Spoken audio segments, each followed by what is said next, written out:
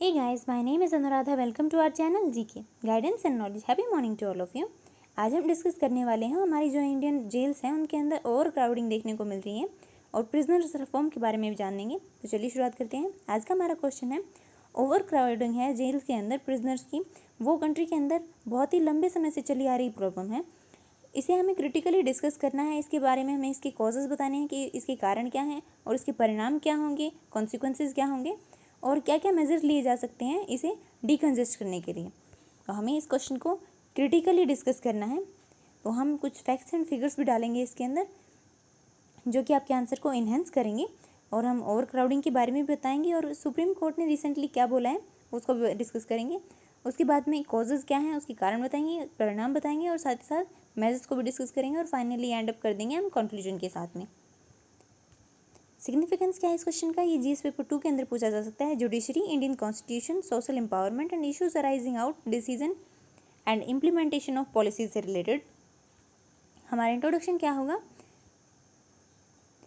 ऐसा समय जब जेल के अंदर पॉपुलेशन है अप्रूव्ड जो लिमिट दी हुई है उससे क्रॉस कर जाती है तो उसे ओवर क्राउडिंग कहा जाता है। आरबी के डेटा के अकॉर्डिंग पिछले दशक में जो रेशियो है प्रिजनर्स का वो बहुत ही ज़्यादा हाईएस्ट हो गया है, वो बहुत ही ज़्यादा बढ़ गया है, हाईएस्ट हो गया है। अगर 2010 और 2019 के पीरियड के अंदर देखें तो 2019 के अंदर बढ़कर कितना हो गया है 118.5%। 2016 से देखें हम, इसने ऑक्यूपाई किया, ऑक्यूपेसी रेशियो है वो लगातार बढ़ता जा रहा है धीरे धीरे। जैसे कि 2016 के अंदर 113.7% था, फिर 2017 में हो गया 115.1%, फिर 2018 में हुआ 117.6% और हाईएस्ट है वो 118.5% 2019 के अंदर, जिसमें से 70% प्रिजनर्स हैं वो क्या हैं, उनका भी ट्रायल ही चल रहा है। और यूपी ऐसा स्टेट है जिसके अंदर सबसे हाईएस्ट देखने को मिल रहा है ये रेशियो, जो कि है 205%। रिसेंटली सुप्रीम कोर्ट ने क्या किया है, उसने ऑर्डर दिया है कि रिलीज़ किया जाए एलिजिबल प्रिजनर्स को, ताकि जो अनकंट्रोल्ड सर्ज है कोविड-19 पैंडमिक का उसे कंट्रोल किया जा सके। क्या क्या रीजंस हैं इसके पीछे, प्रोसेस है कोर्ट्स के अंदर वो स्लो देखने को मिलती है, टेक्नोलॉजी का यूज़ है वो भी कम करते हैं जब इन्वेस्टिगेशन की जाती है किसी केस की। काफ़ी सारे केसेस हैं वो पेंडिंग हैं कोर्ट्स के अंदर। जानते हैं हमारे पास 25 हाई कोर्ट्स हैं, उनके अंदर 1079 सैंक्शन जजेस की पोस्ट है। उसके अंदर कौन कौन इंक्लूड है, परमानेंट और साथ ही साथ एडिशनल जजेस भी हैं। उनमें से 404 सीट्स हैं वो वेकेंट हैं, जो कि रफली हम आइडिया लगाएं तो 37.44% बनेगा। फिर 60% ऐसे केसेस हैं जिनके अंदर अरेस्ट है वो अननेसेसरी है, उसके अंदर करने की ज़रूरत नहीं थी फिर भी अरेस्ट कर लिया गया।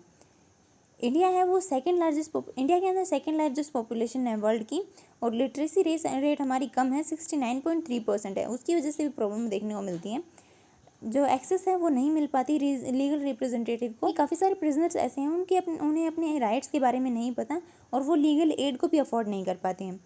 पुअर और मार्जिनल सेक्शन है हमारी जो सोसाइटी का, वो काफ़ी सारी प्रॉब्लम्स फेस करता है क्योंकि वो बेल नहीं ले पाता, क्योंकि उनके पास पैसे और अवेयरनेस दोनों। कॉन्सिक्वेंसेज, कंसर्न या परिणाम हैं वो क्या क्या होते हैं इसके, हमारे जो फंडामेंटल राइट्स हैं और ह्यूमन राइट्स हैं उन दोनों का ही वायलेशन होता है। फैमिली के साथ जो कॉन्टैक्ट है वो सस्पेंड हो जाता है, उनसे बात नहीं कर पाते हैं वो। वायलेंट क्लैशेज हैं वो भी प्रिजनर्स के बीच में बढ़ते रहते हैं और उसकी वजह से काफ़ी बार डेथ भी देखने को मिलती है। काफ़ी ज़्यादा इम्पैक्ट पड़ता है एक व्यक्ति के, एक इंसान के मेडिकल और फिजिकल हेल्थ के ऊपर। वो उनके अंदर जो सुसाइडल टेंडेंसी है वो भी बढ़ जाती है और क्रिमिनल माइंडसेट भी बढ़ता है। स्टैंडर्ड ऑफ लिविंग है वो भी बहुत ज़्यादा ख़राब हो जाता है। और क्या क्या चैलेंजेस बढ़ते हैं, अंडर स्टाफिंग देखने को मिलती है, सुपरविजन की भी कमी देखने को मिलती है, इंफ्रास्ट्रक्चर और फंडिंग है दोनों ही ख़राब हो जाती हैं, दोनों ही कम देखने को मिलती हैं।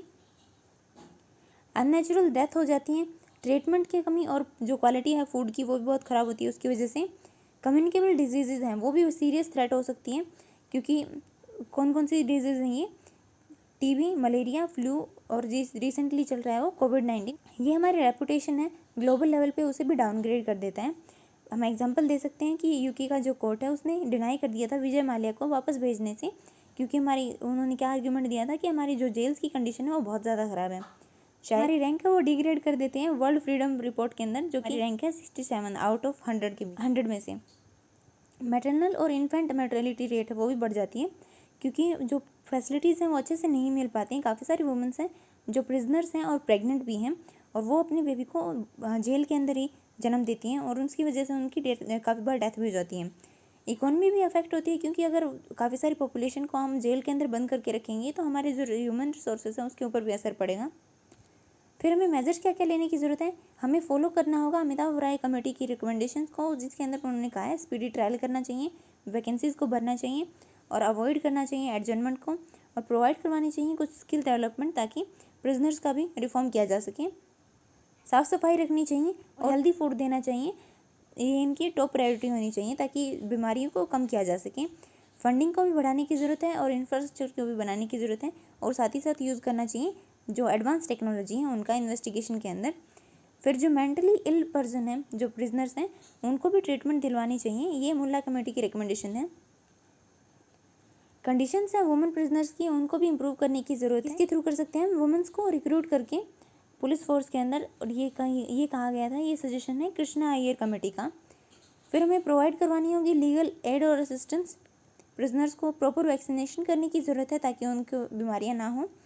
काफ़ी सारे लोग हैं वो इनोसेंट भी होते हैं। फिर हमें केयरफुली यूज़ करना चाहिए जो ड्रैकोनियन लॉज होते हैं, जो कि बहुत ही खास होते हैं, जिनके अंदर जो ऐसे ऑफेंस है जिनके अंदर बेल भी नहीं मिलती है, जैसे कि prevention detention of people and sedition law. Release करना चाहिए प्रिजनर्स को जो कि बहुत ही नॉन सीरियस चार्जेस के अंदर, जो बहुत ही माइन्यूट केसेस या फिर नॉन सीरियस चार्जेस के अंदर आए हैं जेल के अंदर, उनको बेल या पेरोल देनी चाहिए।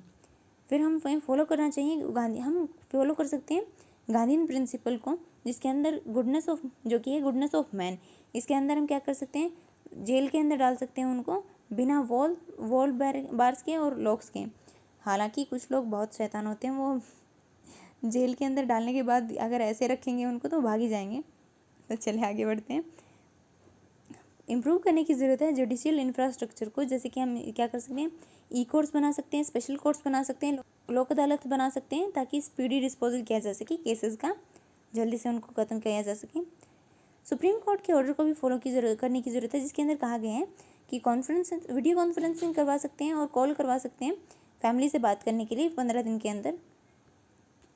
कंक्लूजन क्या दे सकते हैं, सभी मेजर्स के साथ साथ गवर्नमेंट को ज़रूरत है कि वो क्या करें, प्रिजनर्स रिफॉर्म के ऊपर और जुडिशियल सिस्टम के ऊपर काम करें, और इसके साथ साथ हम इन्हें इंश्योर करनी होगी। इससे हम क्या कर पाएंगे, इंश्योर कर पाएंगे ताकि आसानी से एक्सेस मिल पाए जस्टिस के लिए, प्रोटेक्ट कर पाएंगे और प्रमोट कर पाएंगे हम किसको, राइट टू जस्टिस को, जो कि आर्टिकल 21 के अंदर आता है।